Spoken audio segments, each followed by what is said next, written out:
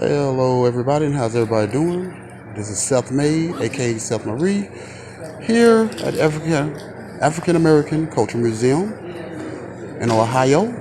About to see Dr. Umar Johnson. He will be here momentarily. Let me send some shout outs to Dita Rail, Poetic Flacco, Ghost, Red Pill, Mr. Speakeasy, The Speakeasy, Dr. Bombay, Claudia, so many of y'all to name,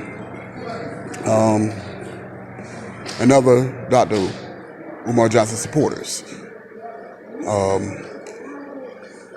This is a historical event, especially at this particular place. It's the first time he's spoken here, and people are very eager to come. Not only that, it's a good crowd, food being served. Also, you got memorabilia, as well as displays and merchandise that are sold here. It's a great setup. Also, I would like to say that, there's been some conversations about him in the FDMG school, but I'm here to say that trust the process. Trust the process. Yes, it's been a few years so far, probably since 2015. But remember, LeBron James and Jalen Rose, it took them 7 to 8 years to get these school academies up, and they're multimillionaires. In LeBron's case, almost a billionaire, if he's not a billionaire already. So with that being said, trust the process. If it took them 7 to 8 years with city, state, and nationwide funding, then I knew it was going to take around that time frame with an independent school. Remember, an independent school is not like a private charter or public school that receives city, state, and nationwide funding. It's from donations primarily.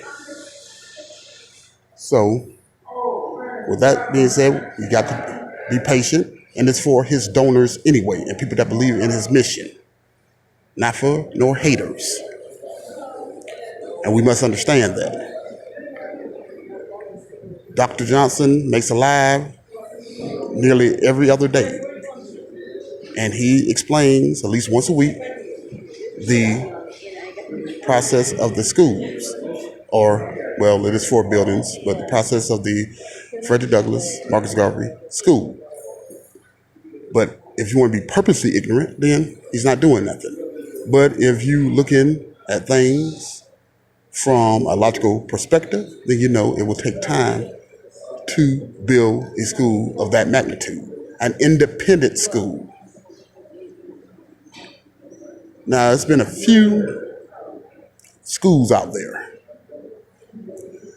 independent schools rather, like Piney School in Mississippi, but it has been in operation for decades, but they only have 60 students as we speak, as well as a few others that are still in operations but barely hanging on. Hopefully that can be rectified and donors can donate to those independent African American schools and they can stay in operation.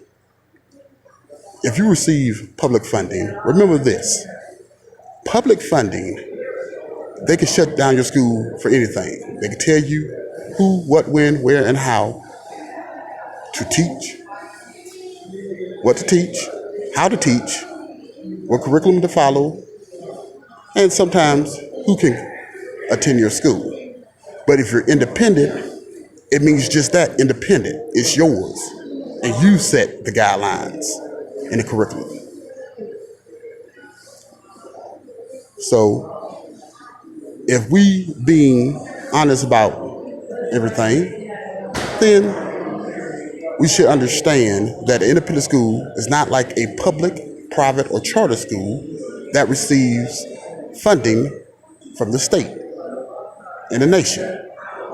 But a lot of predominantly black public, private, and charter schools have been defunct. They no longer exist for various reasons. So Dr. Johnson wants to take a different approach and get an independent school so it's his and only his, and he is the leader and he is the chief rocker, as they say, and he can make the final decisions on everything. And once it's his, which it is, he paid $750,000 to obtain the buildings. That's on the record. Don't believe some of these haters out here like Lemon Dishonor, whom, for the lack of a better term, needs to mind his own business because he don't have his own business taken care of. He has like 5 kids, a common law wife, and he primarily moved to Utah, which is 99% non-black, where he stays, off donations. He lived in a house that had a septic tank in the front yard. Not only that, he was washing his clothes outside. Now, how hillbilly is that? He even stated, and this is by his own words in his videos, that he had to hand wash his clothes in his bathtub.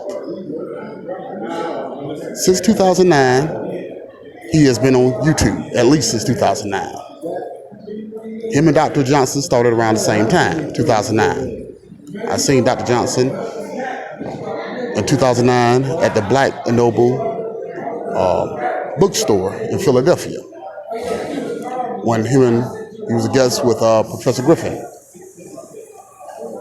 And let's say Umar was like Usain Bolt and Lennon was like somebody on a 600-pound life in their start to finish. Is there jealousy? Maybe. But there's definitely animosity somewhere, somehow, for whatever reason. And he even claims, Lemon, that he's not black. His mother is Filipino. He showed a picture of his Filipino grandfather, and he says his dad is of mixed race, so him and his wife are not black. So why you are commenting on black issues, is that indeed a fact? And then this anti-natural hair woman, perms, forgot whatever her name is, most believe she's a Karen, and some have documentation that she's a Karen that's talking on black issues, as well as others. It's not right, and it's not cool, and it's not logical to be spending your whole entire life worrying about somebody else's life and pocket watching others when you don't have nothing going on, and you just came onto the scene just to try to discredit Dr. Umar Johnson's mission of having his Frederick Douglass and Marcus Garvey School. So, with all that being said, less hate, more congratulate, and if you donate, then the school can come into fruition. This is part 1, and I will come back with part 2 after a while. Thank you very much.